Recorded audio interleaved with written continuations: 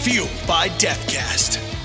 Well, and the quick history of voiceover. Voiceover used to be a very, very tiny group of people. Not tiny people, but like tiny people. Like they had to fashion mics, like really tiny. Actually, they were tiny. June Foray and Daz Butler were little people. Yeah, but they were.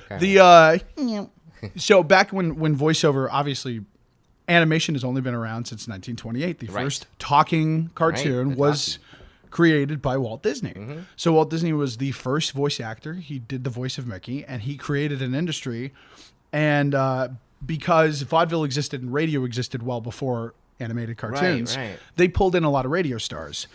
But then they would get a core group of people.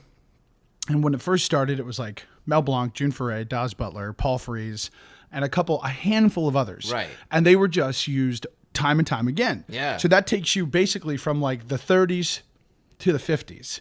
Then all of a sudden, more voice actors started to get sort of pulled in. More character actors. Sterling Holloway, who was a character actor, takes over for Winnie the Pooh. Yeah. Disney starts bringing more people in. You know, Phil Harris, who was a big band leader, gets brought in to voice Baloo, and it starts to become a celebrity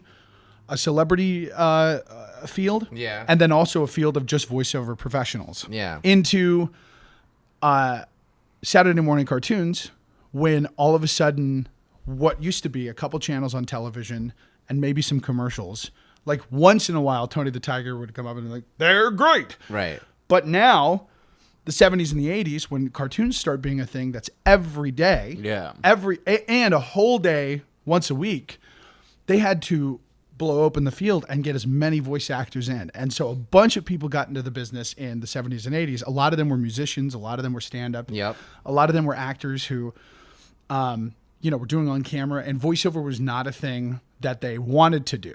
Right. But now we're getting into the place where the people that grew up in the 70s and 80s are old enough to get into the business. And they are getting into it because they know the job. Right. They want to be voice actors. This is the first... I think one of the first generations of like actors that are specifically like, that's what I want to do. Yeah. Partly because of the I Know That Voice. Oh my God. Yeah. Right. It brought a lot of things into the mainframe. Totally. And just with the internet and special features being out there, you have the ability to like people become aware of it. And it's like you're pseudo aware of it.